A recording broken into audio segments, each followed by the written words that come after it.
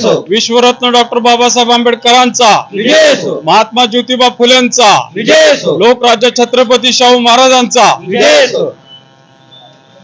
आज आम्ही इस्लामपूर तहसीलदार यांना यवतमाळ जिल्हा या ठिकाणी ज्या एक प्रश्नपत्रिका सेट केली आणि त्या प्रश्नपत्रिकेमध्ये चातुर्वर्ण्याची व्यवस्था, जातीवर्ण प्रश्न विचारला गेलेला आहे. त्यामध्ये कोणती जात श्रेष्ठ या दरम्यान एक कॉलम त्यांनी टाकला आणि विद्यार्थ्यांना जात हा शब्द सातत्यानं बिंबवण्याचा महाराष्ट्र शासनाचा प्रयत्न चालू झालेला आहे.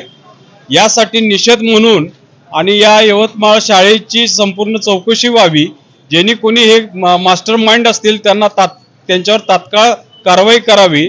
विशेषतः भारतीय संविधान डॉक्टर बाबासाहेब आंबेडकरांनी जातविरहित संविधान हे लिहिलेलं आहे आणि या ह्याच्यामध्ये विशेषतः माणसाच्या कोणत्याही वर्णावरनं जात ही श्रेष्ठ ठरत नाही, माणसाच्या कर्तृत्वावरनं जात श्रेष्ठ ठरते.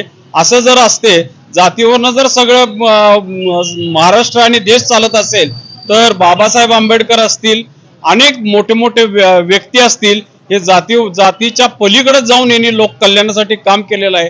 म्हणून या घटनेचा निषेध करण्यासाठी समविचारी सर्व संघटना इथं आम्ही एकत्र आलो आणि माननीय तहसीलदार साहेब यांना आज निवेदन दिलेले आहे. त्यांनी तात्काळ या घटनेचा सर्व विभागाला त्यांनी कळवावं अशी या ठिकाणी विनंती केली.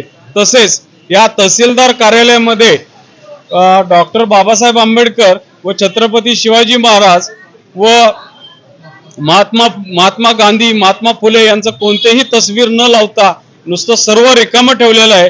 त्याचाही या घटनेचा या ठिकाणी निषेध करतो. तहसीलदार मॅडम असतील यांनी तातडीनं आपल्या ऑफिसमध्ये या महामानवाचे फोटो तातडीने लावावेत अशी एक या ठिकाणी विनंती करतो व थांबतो. जय भीम, जय महाराष्ट्र. जय भीम.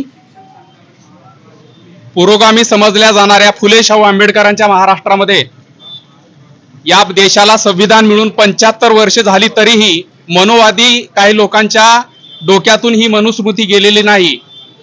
100 वर्षापूर्वी बाबासाहेबांनी मनुस्मृतीचं महाड या ठिकाणी जाहीर दहन केलं आणि एक सार्वभौम समाजवादी असं संविधान या देशाला दिलं.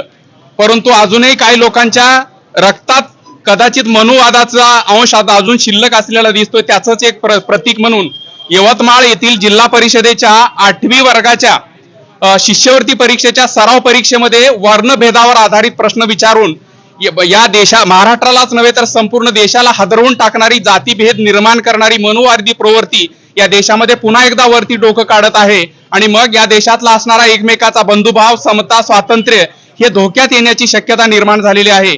यावर संबंधित शिक्षण विभागाने, त्याच पद्धतीने महाराष्ट्र सरकारच्या सर्व शिक्षण मंत्र्यांनी आणि इतर सर्व कार्यपालिकेमध्ये असणाऱ्या, प्रशासनामध्ये असणाऱ्या अधिकाऱ्यांनी याची गंभीर दखल घ्यावी.